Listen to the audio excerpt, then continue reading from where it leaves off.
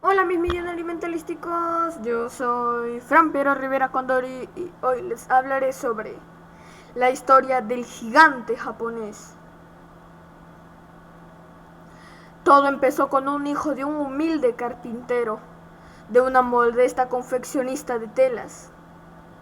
A los 24 años patentó su primer invento, la empresa que nació como un pequeño taller de telas y hoy es uno de los líderes mundiales del mercado automotriz. Hoy presentamos la historia de Toyota, el gigante japonés que conquistó el mundo. Toyota era una empresa que nació bajo el nombre de Toyoda. En el principio se dedicó a la fabricación de telas. Todo empezó con un muchacho de nombre Sadachi Toyoda, a quien pensaban que siguiendo la tradición japonesa siga los pasos de su padre y se convirtiera en un carpintero. Lo que no contaban era que el joven Sadachi era rebelde y quería hacer su propio camino. Quería ser inventor, tanto le apasionaba que en sus tiempos libres solo se ponía a dibujar objetos que su mente imaginaba. El hombre que fue obligado a renunciar a su propia empresa.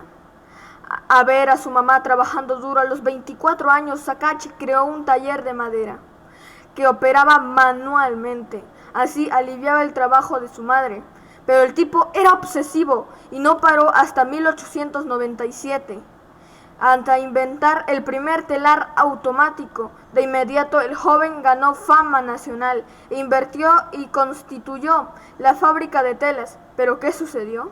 Sucedió que Sakachi Toyota no reinventía las ganancias en las máquinas para aumentar la producción, sino en temas de inversión para dar con nuevos inventos. Eso arruinó la empresa, pues quemaba mucho dinero. De inmediato los inversionistas lo sacaron. En 1916, Sakachi Toyoda fue obligado a renunciar a su propia compañía. Perdió su fábrica y los derechos a muchas de sus máquinas que había inventado. Quedó en la ruina y en 20 años de trabajo se perdieron en un instante. Pero sin saberlo, estaba sentando las bases de su futuro. Todo empieza con un sueño. Desanimado y endeudado, Toyoda pensó en el futuro, era ser maestro de escuela, pero luego se le presentó la oportunidad de viajar a Estados Unidos y ahí es cuando cambia de rumbo su vida. Ahí en Estados Unidos vio la fiebre de la automotriz, entonces regresó a Japón, motivado e inspirado con una sola determinación, hacer un auto para los japoneses. La filosofía de Japón era: si otros pueden, yo puedo. Si nadie lo ha hecho, yo seré el primero. Las dos verdades de Toyota. Al regresar a Japón, dedicándose a la fábrica de carros, Toyota se dio con dos verdades. Para emprender se requerían recursos, además de estar endeudado. Entonces se enfrentó a dos verdades. Número 1. Que el primer gran negocio que puede hacer un hombre endeudado es pagar primero sus deudas. Y segundo, que para hacer capital primero tienes que empezar con lo que sabes y con lo que tienes a mano. Él entendió que para fabricar carros era que quería dedicarse, pero ahora era presente inmediato, debería retomar la fabricación de telas y reactivar su economía. Así lo hizo, se puso manos a la obra y empezó a perfeccionar el telar automático. Y ahí, creando tiempo atrás, así nuevamente empezó a generar ingresos y a pagar sus deudas y en equiparse con miras a fabricar un auto. Padre e hijo juntos en un mismo sueño. En 1929, Sakachi Toyoda vendió los derechos del telar que había inventado. Le dieron 1.000.000 de yenes, lo que equivalía en la época de $30.000. ¿Y qué es lo que hizo? Todo el dinero se lo ofreció a su hijo, un joven que al igual que el padre tenía la vocación por inventar y tenía el mismo sueño de fabricar un auto para los japoneses. Sakachi llamó a su hijo Shichiro Toyota y que le dijo: esto es todo lo que tenemos, o lo hacemos o no lo hacemos. Con este 1.000.000 de yenes invertiremos para empezar el proyecto para fabricar autos. De inmediato el hijo viajó a Estados Unidos a estudiar a los fabricantes. ¿Qué es lo que hizo el hijo? Toyota aplicó la tecnología japonesa que dice identifica al mejor, iguala al mejor, supera al mejor.